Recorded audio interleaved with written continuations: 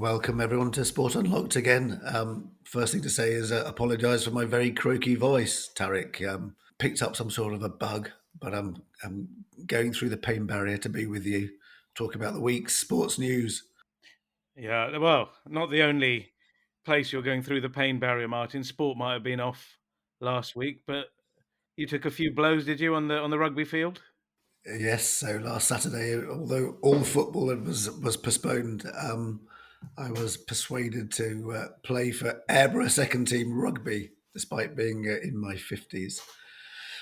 So yes, I'm still suffering nearly a week later, and I think I won't be rushing back Yeah, well, to test myself again. That's for sure. well, all those ailments, and you're still here, Martin. So commend you for that. What have we got? What have we got this week? Well, coming up later, we've got a chat with David Dein, the former Arsenal vice chairman, a man with a lot of interest in international football as well. You still see him around the block, and yeah, very, very good to have him on and some interesting stuff to talk about. Yeah. Also, well, David's, as you said, been round the block a few times. He'll know a bit about ownership in the Premier League, that's for sure. Of course, he sold his stake to a foreign owner at Arsenal. There's been another one in the news this week, hasn't there? Well, I think he's always in the news, isn't he, Todd Boehly? If it's not one thing, it's another. But yeah, he's.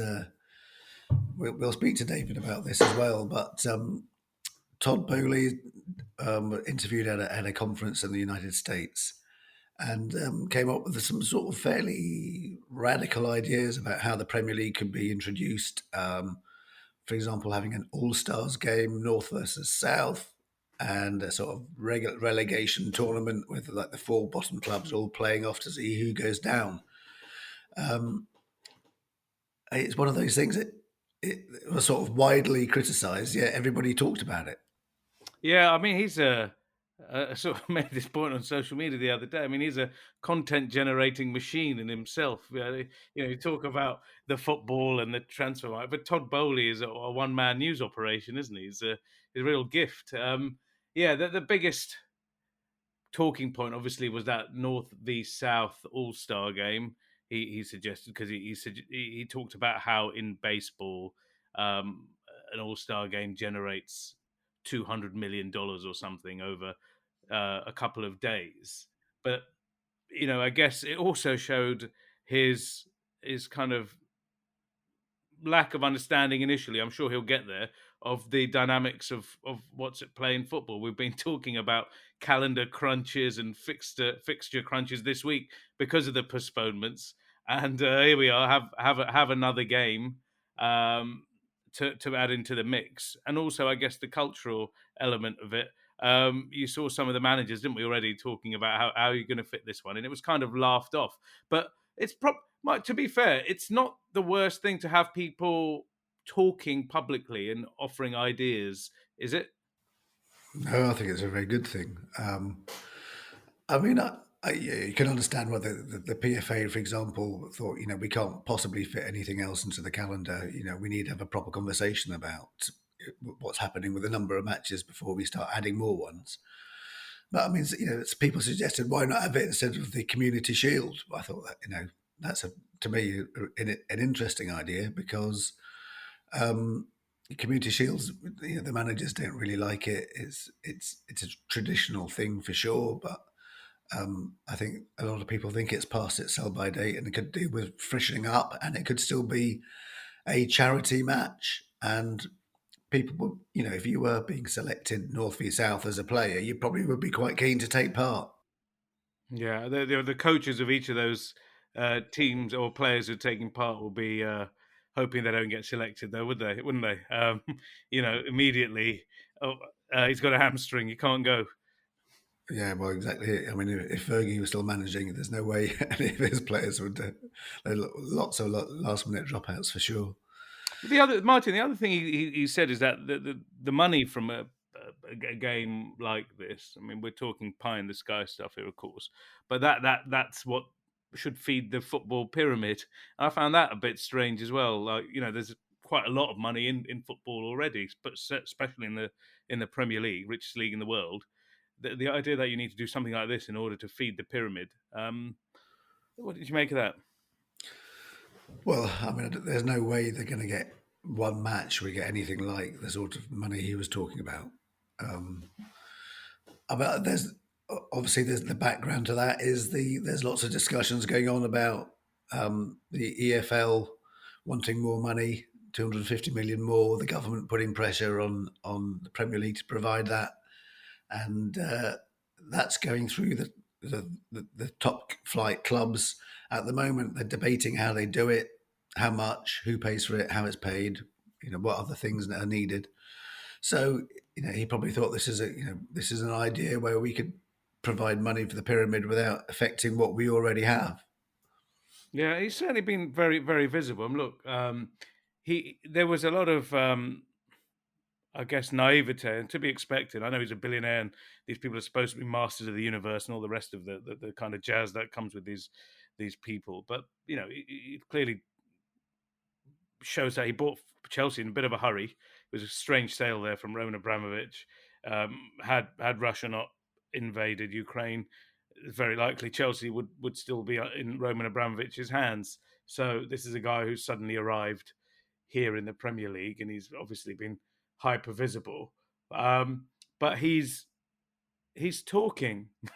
Maybe some of the Chelsea fans and others will hope maybe he doesn't speak so much, but some of it's refreshing in the sense you get a lot of owners who buy these teams, and you don't really see them at all, or don't talk about what their plans are, what their intentions are for their clubs.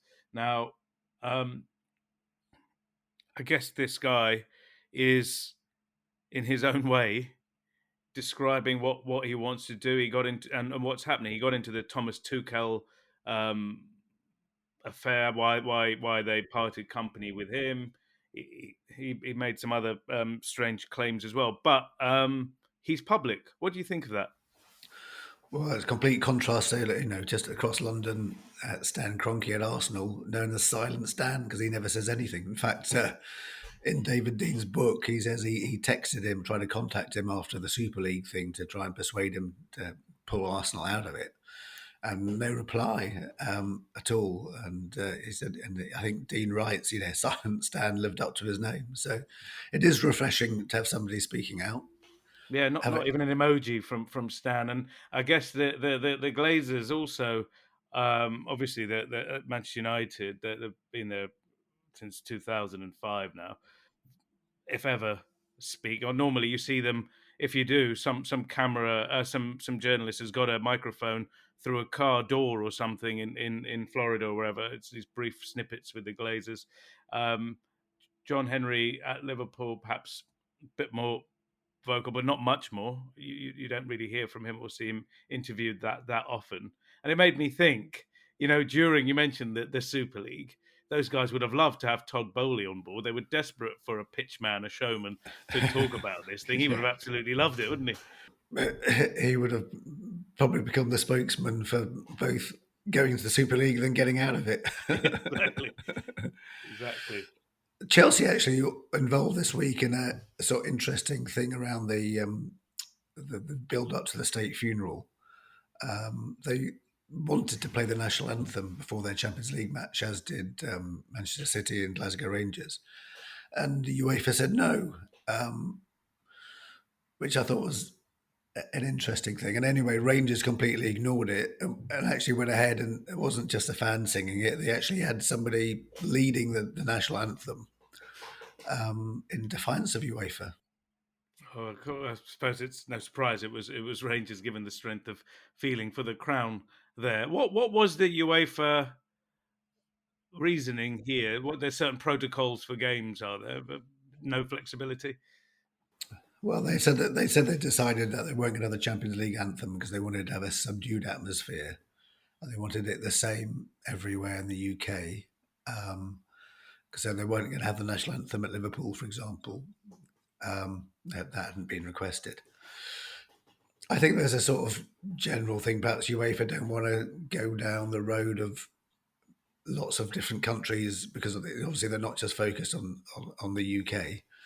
Lots of different countries all deciding to play national anthems at specific moments. If you think there's 56 countries across Europe, you know I imagine every year there's some leader or royalty or former political heavyweight, and one of those countries dies. There would always be a reason for somebody to play a national anthem if they wanted, and perhaps they just thought, let's not open the box to this.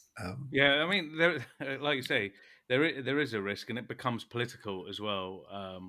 Like you said, football, this enormous global platform for, if you want to do, in this case, a national anthem to mourn the Queen. But what else could you use it for? And as you said, that's a box you might not want to open because God knows what's going to come out of it. But Rangers, I noticed you said they had the anthem there, and UEFA kind of ignored it, right?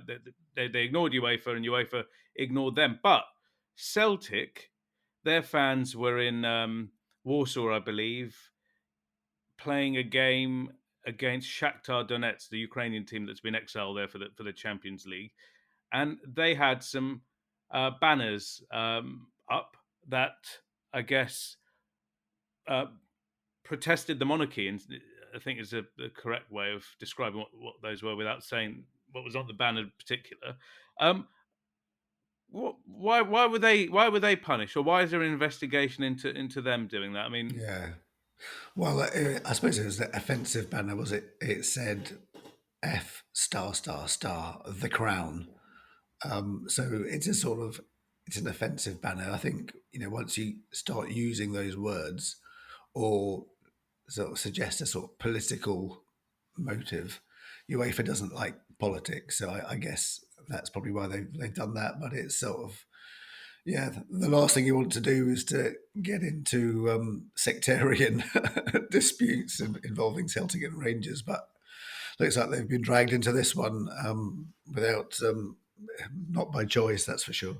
yeah, yeah, and this was always going to be the week where, for the best will of UEFA, were always going to be dragged into something, given the very I guess strange circumstances around football matches this week. We're still, and UEFA have had a tricky time of it over the last year or so with all the various incidents. We're still waiting for that report into what happened in the Champions League final in Paris, of course. So a lot of sensitivity around everything UEFA does at the moment, isn't there, Martin? That was a very bad day or evening for UEFA that night in Paris, that's for sure. And I think they're still licking their wounds from that.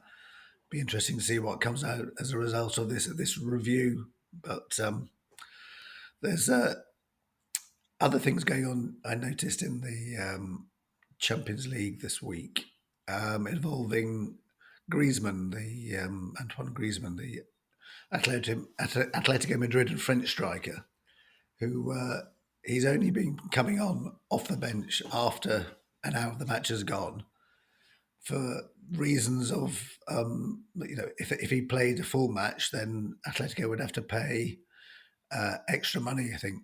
And now I think FIFPro have got involved in this. It's a very odd situation. Again, Barcelona, who've sent Griezmann there, one of the costly signing mistakes that sent them on that road to financial ruin a couple of seasons ago. Trying to sell the family China to recover from, are in this mad legal dispute where Griezmann is used in the final half hour of matches so as not to trigger this 40 million euro payment. Kind of a crazy situation. And you mentioned FIFA Pro. I guess they're talking or looking to talk to FIFA about what this means in terms of their transfer rules, because they're saying, for the player, it's a crazy situation that he can't play more than 30 minutes at a time, Martin.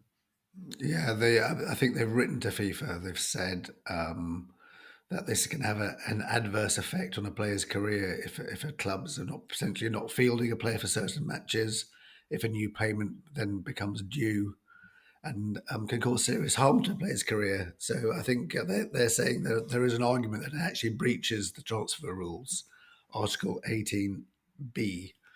So be interesting to see how FIFA respond to that one. Yeah, although you know, it's very hard to have sympathy for Barcelona though in this, given what they've been up to with the summer with the treatment of some of their own players. I saw FIFA Pro were watching and quietly seething at the treatment of some of the players they were trying to get out of the door this summer in order to sign other players, which we've talked about before, Martin. Anything else on the agenda? We may think that the owners of Premier League clubs are under the microscope and lots of sort of controversy, but nothing quite like what's been happening this week in the NBA. Yeah. So in 2021, ESPN did this coruscating report into the owner of the Phoenix Suns, a guy called Robert Sarver. They alleged a number of bad practices, bad behavior, bullying, abusive language in this report. So the NBA got an outside law firm to look into this, and the report was finally published this week, and a punishment has been meted out to Robert Sava. So let's just see what was in it.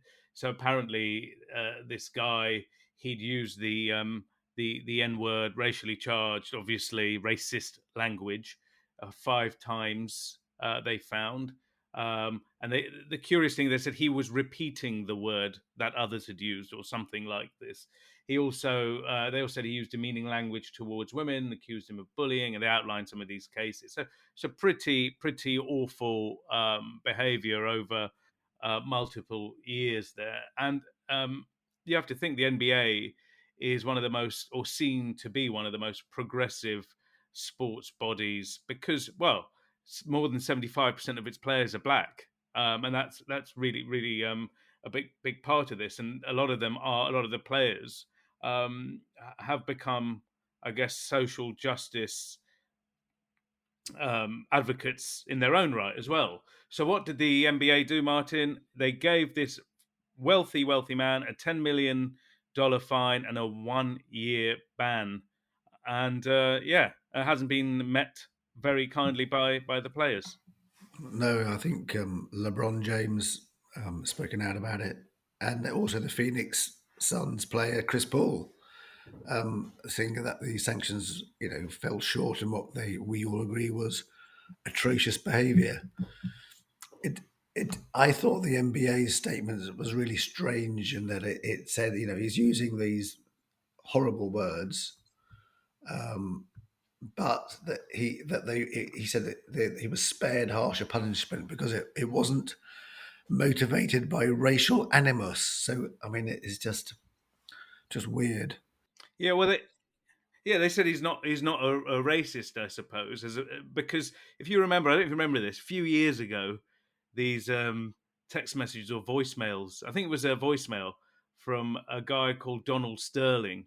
He used to own the Clippers in LA, and he sent this message to his wife, and it was racist about who she was fraternizing with at these LA Clippers games, and the NBA gave him a life ban, and he ended up his wife ended up selling the team, which is now, I think, owned by Steve Ballmer from Microsoft, billionaire. But again, so that was the difference. As you said, they seem to say he's not racist, so they've kind of let him off, and this guy was, and to the point of power as well, Martin. There was this episode at a press conference where a journalist asked who the rules are for.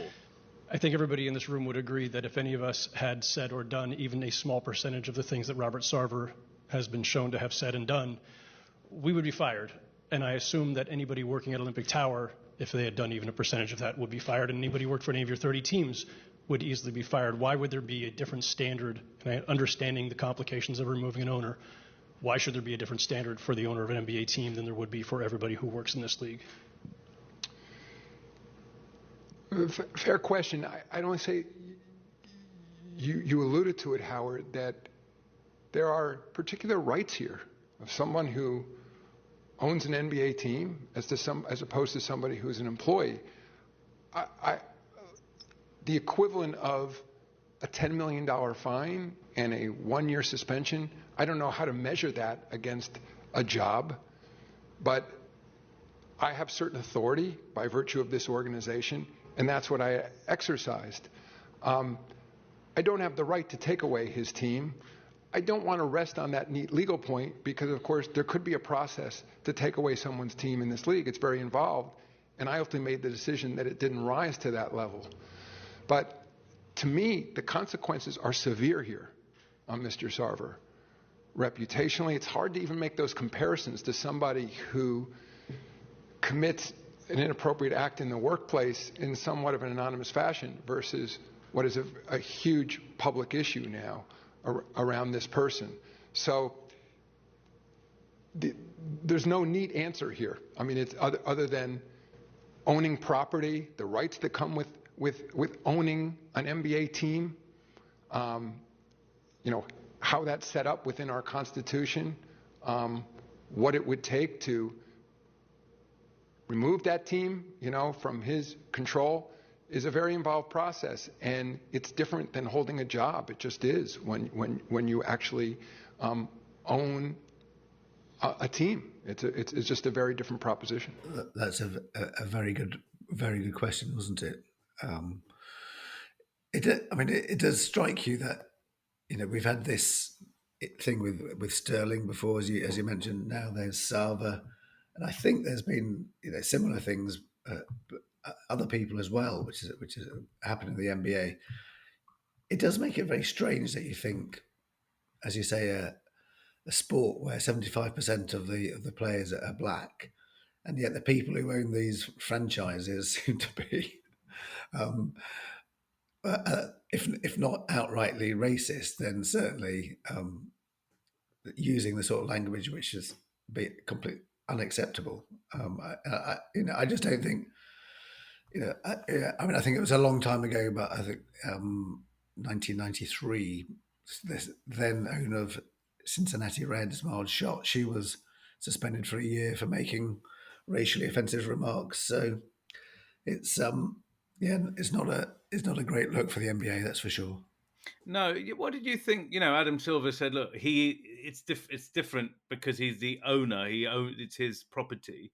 This team. That's why it becomes fiendishly complicated." Do you think this idea that owners would get a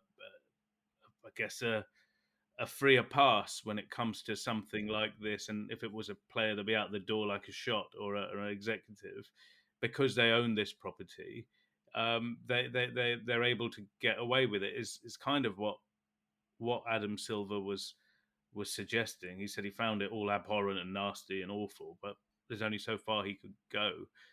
If you're an owner, you're immensely powerful, immensely wealthy, and I guess the NBA has slightly got one of their hands tied behind their backs. Well, we had it with the Premier League, didn't we? First time ever, and I suppose it was after the Lord Mayor's show with Roman Abramovich. The government had already said he can't own any property in the UK, and he'd been sanctioned and all the rest of it. And the Premier League then, a few days later, I think, wasn't it, Martin, said, yes, he's now banned from being a director of a Premier League club, and he has to relinquish his property, his club Chelsea, which was already in train. But that's the Premier League rule as well. It's the first time the Premier League used that power to tell an owner that he can't own a team anymore. So here, I suppose it can be done sometimes, depending on broader circumstances. Yeah, I do think if it happened in the Premier League, say a Premier League owner did the same thing, I think there would be massive pressure on them to relinquish their stake in the club. I do. I think the NBA thing will rumble on as well. I think that in terms of pressure, it's not. I don't. It feels like it's not a 2-day story. This, these players are, as I said, very, very, very impassioned advocates of anti-racism and social justice. I can't imagine they're going to take this, lying down and say, okay, well, the NBA has opined on this. Let's move on and play ball. I think this might run and run. Something that we'll keep an eye on, obviously. And with us today on Sport Unlocked, very pleased that we've got David Dein. David, the former vice chairman of Arsenal for a long time and the Football Association, and now still an ambassador for English football for both the FA and the Premier League. And David, the man who perhaps more than any led the formation of the Premier League in the first place, and still very active. And he is now written all about it in a new book. Welcome, David. What's the title of your book? It's called Calling the Shots, How to Win in Football and Life. I've read some of it. And actually, when we first met was about more than 20 years ago at a football conference down in the south of France.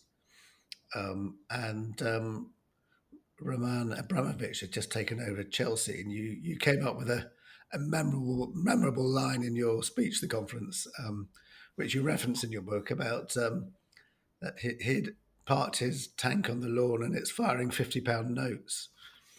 I mean that got a lot of pickup at the time, Yeah. and obviously proved very prescient. How do you think, looking back now, Abramovich changed English football?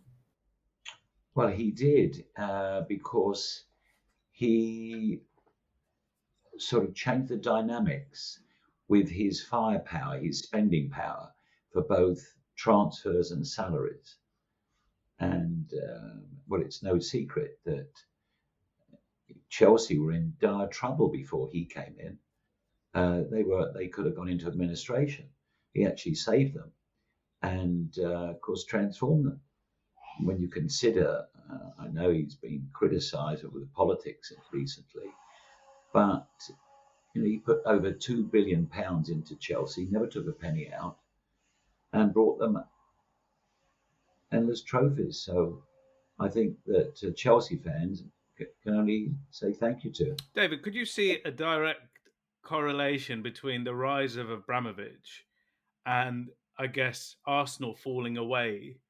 Because around that time, there was this great stadium project, moving to the Emirates, and football, until Abramovich, the money was from within the industry, really. There wasn't this great outlier billionaire. Arsenal were with Man United competing, and then they kind of fell away as Abramovich arrived. Is there a link at all between those two events?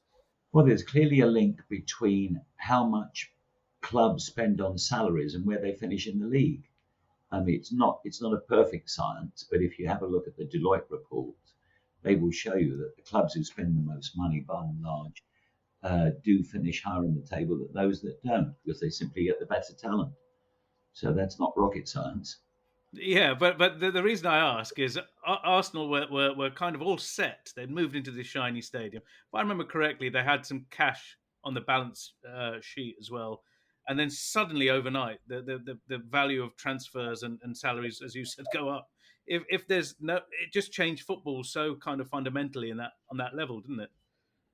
Yes, it did. And one of the great, I suppose, assets of Arsene, particularly as an individual, was that he managed to juggle with the club's finances so well that despite being strapped for cash, which we were when we were going to the new stadium, when we were shipping on debt, it was something like 450 million. And as I said in the book, that gave us a lot of problems and created a lot of tension on the board because we didn't have a muscular financial player like Roman behind us. And that's why I was very keen to search for something so we didn't get left behind. I always wanted to make sure that we could compete with the best. They've got a new owner, Todd Boehly. He's come in. They've got issues over their stadium, but also he's kind of going public with a lot of sort of ideas. There's this idea of all-star game or a relegation tournament. What do you think of what do you think about those, and generally how it's looking for the club? I'm not in favour of an all-star game at all. Um, and I appreciate Todd. I've met him a few times. He's obviously very, very ambitious. He wants to, and America by and large are, when it comes to anything to do with marketing, when you look at Apple or Amazon or Coca-Cola, that they're right up the front. So anything to do with marketing, you've got to respect what America do. But I think that his ideas at the moment just are a little bit premature. I don't think that they can work, because the first thing is, my starting point is that every game must be meaningful. I think people are paying good money. They want to see a competitive game, and the second aspect is that the calendar, as we all know, is so cramped that where you're going to fit them in, where you're going to get the best players to play. There's already a tremendous strain on the players. Putting in extra games which are not meaningful, I don't think there's a place in the calendar for them. And I'm a great believer that there should have been 18 clubs in the Premier League right from the onset. That was part of our mantra when we started it with the FA. Unfortunately, it fell away after we went down to 20 clubs. It should have gone to 18, and it didn't. And I think there was a mistake made there. The FA should have been stronger at the time to enforce that. And now you see France are going down to 18, Germany gone to 18. I think we have to look at that again. I'm a great believer that is the way forward, to allow us to have a little bit of extra time, particularly for a proper mid-season break.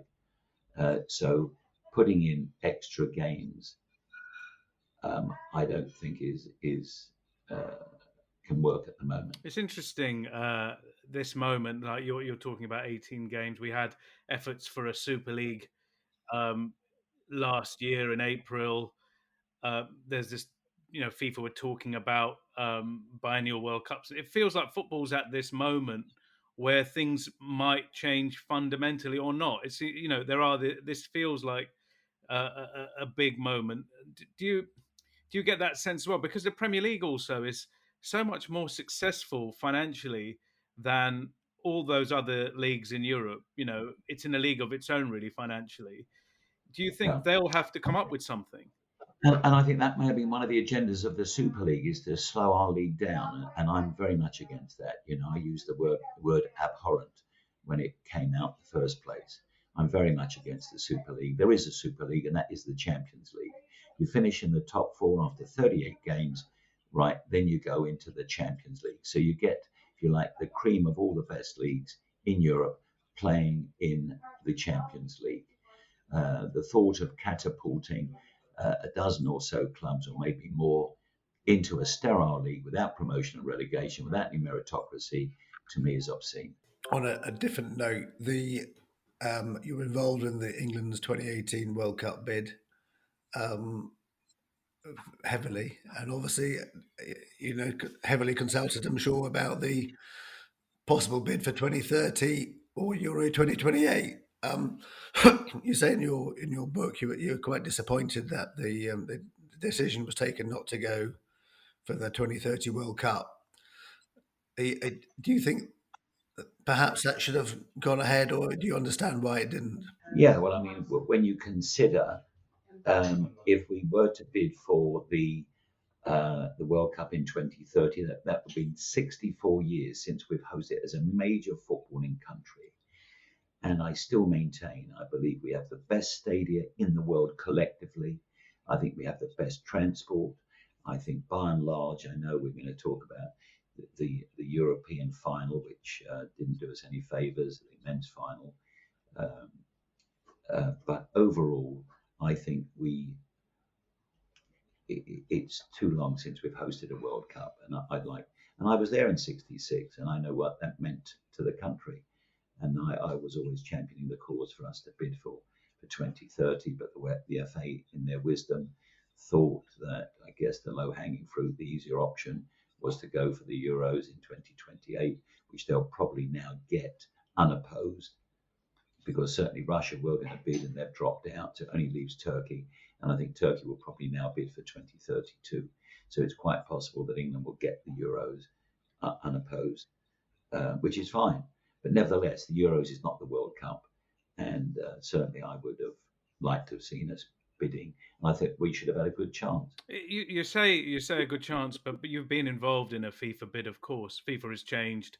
The 2018 World Cup bid was at a different time and a different process, but it's part of it that whole bidding to FIFA to get something where bids at that time certainly were not met on their quality as football bids. There was all this other stuff involved. Do you think there's a trust deficit by people who are bidding? Like, will the best bid win? Well, it's a different ballgame. You know that, Tariq and Martyn. You follow the foot. You two particularly have followed what I call international politics probably closer than any other of your colleagues in the press. I always see you at all of the major conferences, anything to do with FIFA or UEFA. And now it is a different game entirely because there's 211 countries who bid, who got the right to vote, not just 24. And in fact, 24 members. It was 24 of the executive members, which got whittled down to 22. So it's not 22 people having the right; it's now 211. So you've got far more chance of a democratic vote. And I do think people out of when you're talking about 211, they will look very carefully at the economic study of everything and the financial study. And when it comes to the financials of the World Cup bid, I think we stand up there probably second only to America. Whereas America will gross in the 2026 World Cup, which they're sharing, as you know, with Mexico and Canada, they will probably gross in excess of $10 billion. I think were we to host the World Cup, we won't be far short of that. Mm-hmm. And a lot more than what's going to happen now in Qatar, which may be 3 or 4 billion. I think we could double that in England. So I think if you're looking at, when you talk about legacy and what it means to the rest of the world, and money has to come into it, so you're looking at the economics of it, I think our bid would be that would be pretty potent when it comes to the financials. Speaking of money, in your book, it's quite an engrossing read, especially for people who are of our age as well, because that period before the Premier League and then the start of the Premier League. And there's one episode wasn't a particularly nice episode, as you've described as well, the Bung affair. With George Graham and the Norwegian agent Rene Hauge, and you talked about this, and something that struck me in it. This, you wanted to keep it. It was toxic, wasn't it? You wanted to keep it within football, and dealt with by the Premier League, and I guess now we're talking about whether football is able to regulate itself. There's been so many episodes since that one. What's your view on an independent regulator now? I see that episode then. Now, frankly, I'm always loath to see the government get involved in football. I'd like to think that football can steer its own ship, and I think the regulator should really be the FA. I think the FA have to have a say. They are the governing body. They're looking after 40,000 clubs, including Sunday morning teams.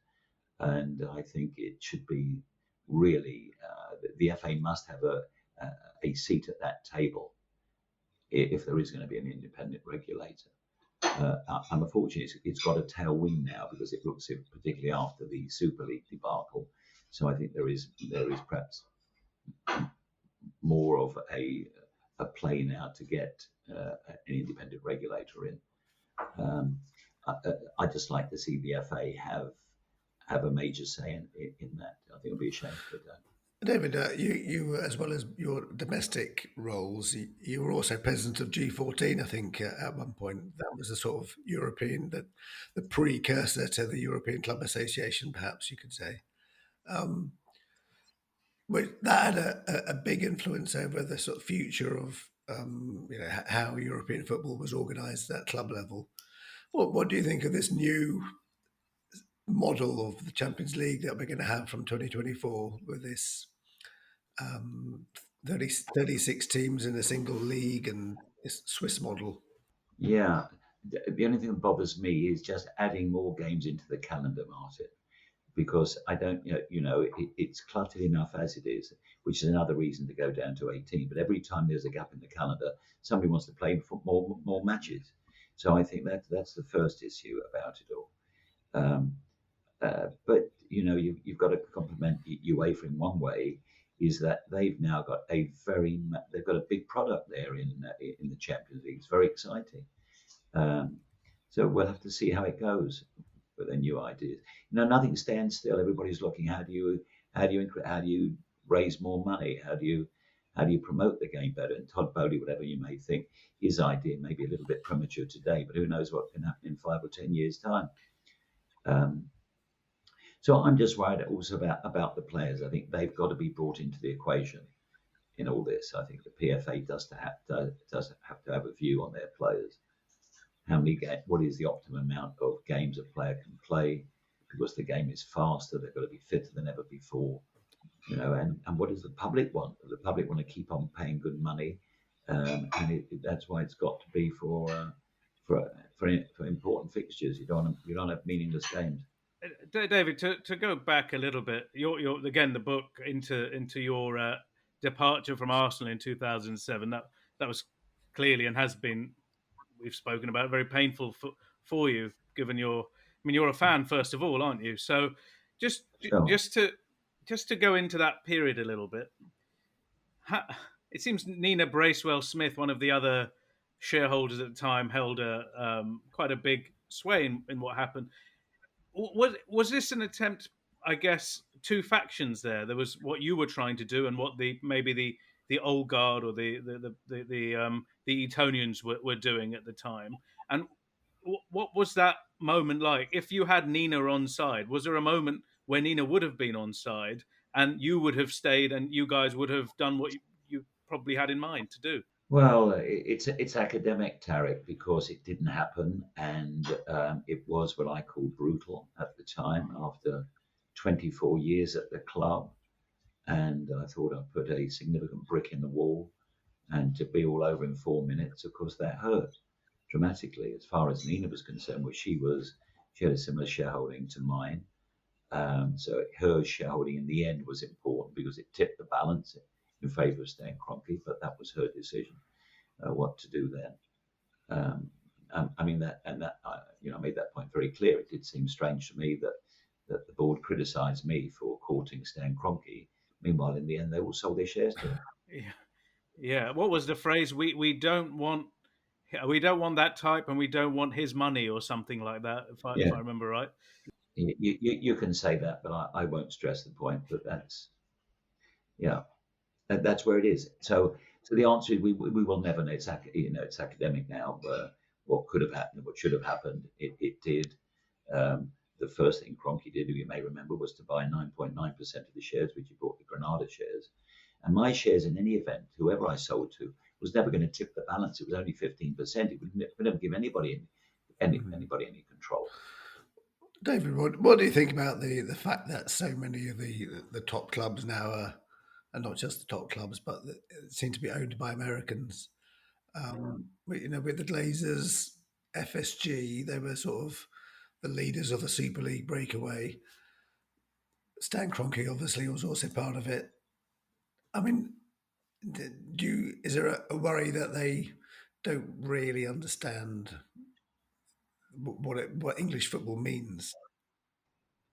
Well, don't forget their model, as we all know, is different to ours. That in the MLS there is no promotion, relegation, and they have a draft system. So it's a different culture. You can't compare what goes on in the States to what happens here, and that's why they've got to learn pretty quickly. And I think they made a fundamental mistake with the Super League. I mean, that they didn't read the tea leaves well there at all. They got it all wrong with the fans, with the press, with the government. Boris Johnson's famous phrase when he said they're going to drop a legislative bomb on them. I mean, that was good. So let me just close the door here a minute.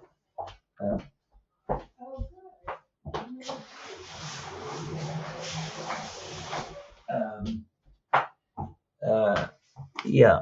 So, but you know, whether it's Americans or anybody else buying, I mean, football clubs, like any business, so the shares are on the market. Anybody can buy them, provided they pass the proper person test.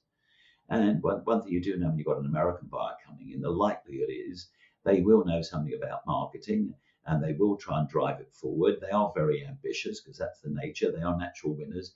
They want to see a game. They don't like draws. They want to see a game come to an end, right, after the 90 minutes, whatever it is, right? They want a result. Yeah. So I'm not surprised that, you know, that there are so many American owners. And I think by and large, and when you have a look at the MLS, every club in the MLS is owned by a billionaire.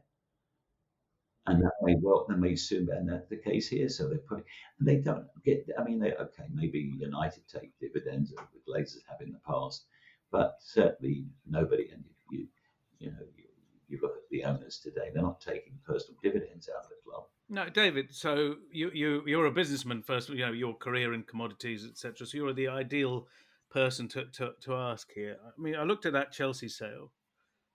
Obviously, it was a distress sale with a man being forced to give up his club.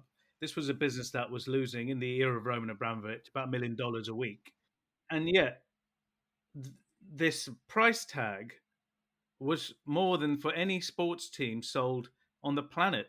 £2.5 billion for a club that loses $1 million a week, that also needs to build a stadium, and there isn't this guaranteed profit, as you know, there isn't this closed system. How do you understand that price tag, and would you be able to explain it? Tariq, it's the old story that prices, a value of anything is worth what somebody's prepared to pay for it.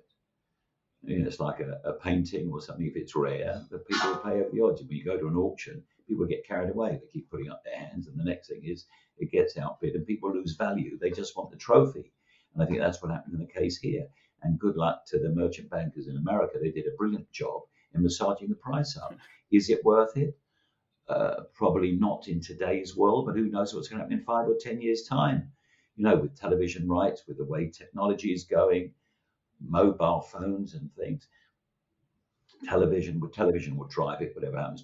Television is the biggest driving force in football, as we know. Clearly, they think maybe the value will go up. So they didn't mind overpaying today because they thought 5, 10 years down the road, it will be worth that sort of money. I'm not sure they'll get it. It's only worth it when somebody buys it. Exactly. David, you're going to go to Qatar for the World Cup, are you? I will be there probably with you guys. I'll be there for that duration, for the whole of the month.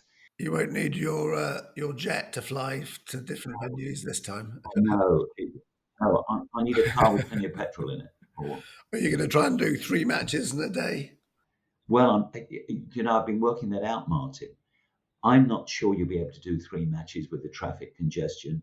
I think you'll probably get 2 in to be safe. I've done a very careful analysis of all the games. It's going to be a struggle to get 3 matches done in a day. And people think it's possible with the schedule, but unless you get out right on time before the traffic and manage to beat the traffic at the other end of the next stadium, I think that will be a challenge. You know, people are underestimating the significant problems I think will be caused by the traffic. And I was there for the Arab Cup in November, and even then, on an easier competition in many respects, there were traffic problems and there was signage problems, but they're going to learn from that to get it right. Interesting. I think we can wrap it up there. Been tremendous to have you on, David. So, Tariq, conclusion to a case that we, and particularly you've been following for some months now, which is the effort by Chile to get Ecuador excluded from the World Cup over the case of an allegedly ineligible player. This has been kicked out by FIFA's appeal committee. Yeah, not so fast in terms of thinking this thing is over, because the way Chile have gone about it, they're going to the ends of the earth to make sure they're in the World Cup. There's one more appeal here possible at the Court of Arbitration for Sport, but the story is a bizarre one. To go back, Chile filed a claim at FIFA to say that this player on the Ecuadorian team, Byron Castillo, was in fact Colombian, and they had the proof to show it, that he was not Ecuadorian as claimed, and therefore Ecuador should have all the games, 7 games in which Castillo played in the South American qualifiers, forfeited, which would, drumroll, place Chile, who I think finished 7th of the 10 teams, shoot them up to the last place for automatic qualification, the 4th place Ecuador had.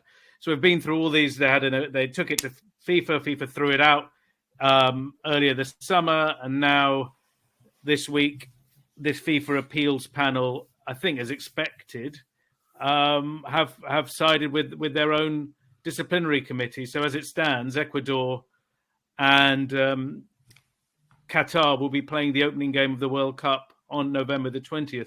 But Ziggs, what a strange story, eh? I mean, we don't know how old. I think the guy himself has said he might have been born in Ecuador, and he might not be 23 but 26. But this is what's happened. Yeah, I mean, he has confirmed. In fact, 4 years ago, he confirmed that he to a sort of Ecuador government inquiry into sort of these sort of false passports, that he was born in Colombia as an illegal immigrant as a kid. Effectively, was a youth player. But I mean, he's been there. That was 10 years ago when he first went to Ecuador. So Ecuador, they didn't wait until he had like an official passport before they played him in any World Cup qualifiers. So I always expected that they were going to win this one, and Chile and Peru, who could also have stood to gain, would lose. But yeah, you're right. I think this could go to CAS for an outcome.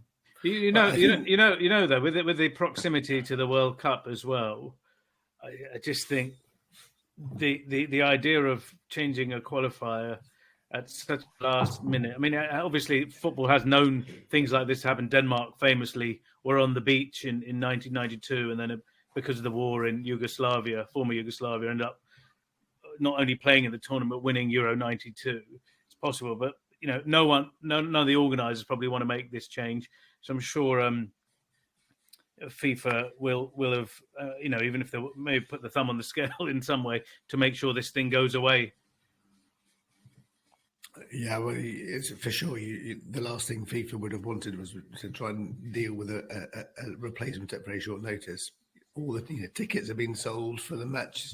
They've already moved the opening match involving Ecuador forward 24 hours. So that's bad enough without actually kicking them out of the tournament as far as the fans are concerned.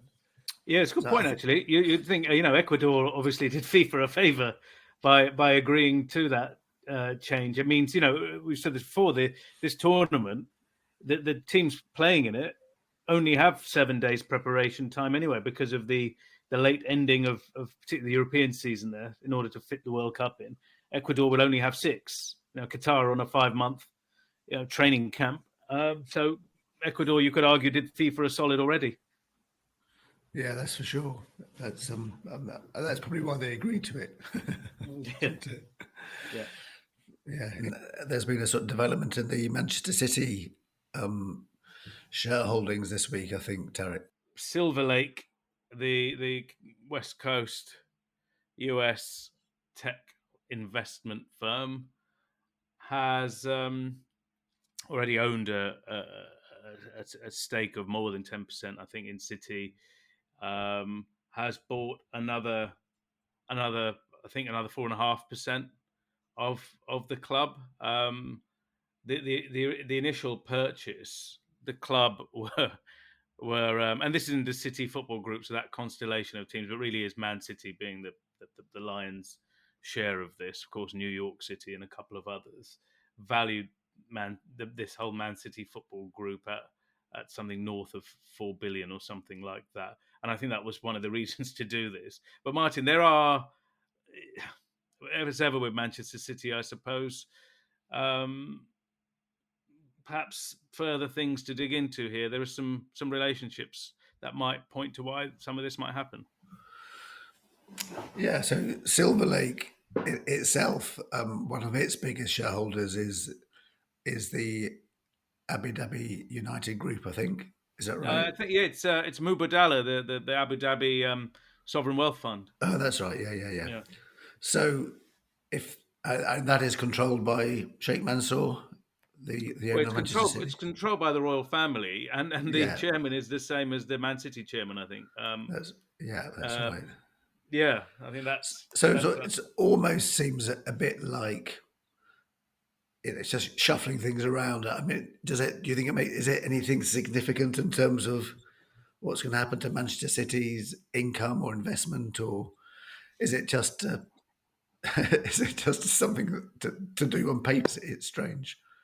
not sure. Man City's finance is always, interesting and have been, I guess, interesting and controversial. It's fair to say over the piece since the takeover in 2008. They've been, freewheeling, spending those sponsorship deals, all the rest of it. It's they they they there's always some type of maneuvering, some type of engineering going on with Man City in order to give Pep Guardiola the best chance of creating this kind of winning machine, which he's done an incredible job at doing. Here's another example of of something that we might want to dig into a bit more in detail. Whether we ever get to the bottom of why a lot of this happens remains to be seen. But yeah, Man City is a major force in European football. Silver Lake is a large investment fund. They've got this relationship. Silver Lake also have investing in other sports. I think they bought a bit of the All Blacks. I think the rugby team. So on the other side, you've got another example of private equity buying into sport. We've seen that as a pattern develop over the last couple of years too. Yeah, I mean, I think 200 million New Zealand dollars they put into to buy the All Blacks. It's like about £100 million. That's an interesting thing for rugby for sure, especially as the All Blacks are not going through a very good patch themselves on the field. But certainly in terms of rugby, there's no bigger brand, is there? That's for sure. No, in global sport, I mean, I feel like that All Black brand is almost known outside of the sport, even if you're not a rugby fan. You see, it's one of those iconic brands that I guess people who probably never watched a rugby game in their life would recognise. So yeah, one of those totemic sports institutions. Um, Away from money, Zeeks, been a development in another story as well. This is a strange one, aren't they all? But a year ago or so, there was a story of the French female footballer Kira Amraoui, who was playing for Paris Saint-Germain, driving in a car with her a couple of teammates, and the car being stopped in the middle of the street after this dinner. Amraoui being dragged out by these men and being bashed with an iron bar in her legs. It's a crazy story, and it got even crazier when her teammate, the woman driving the car, Aminatou Diallo, was arrested by police a week or so later and questioned for 40 or so hours.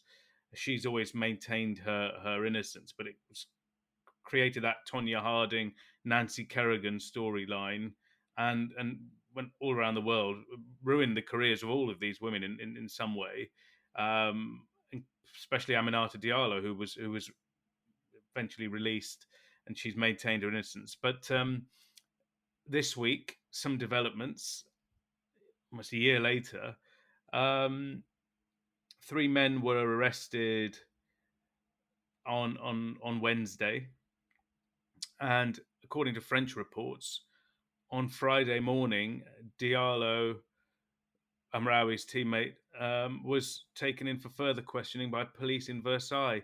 I mean, this is an absolute crazy story, isn't it?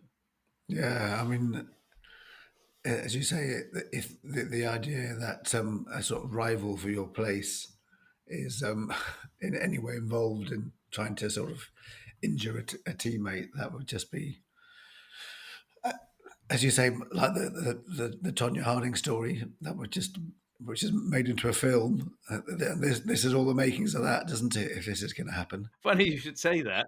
I was talking to people about this week, and I think both players, even the lawyers, have been getting these inquiries from talent agencies and film producers around the world, looking to already make this into a movie, because it has this kind of cinematic crazy storyline, this plot that you couldn't make up. But we still haven't got an ending yet. Just another development this week. You can see why the filmmakers would be into it, couldn't you?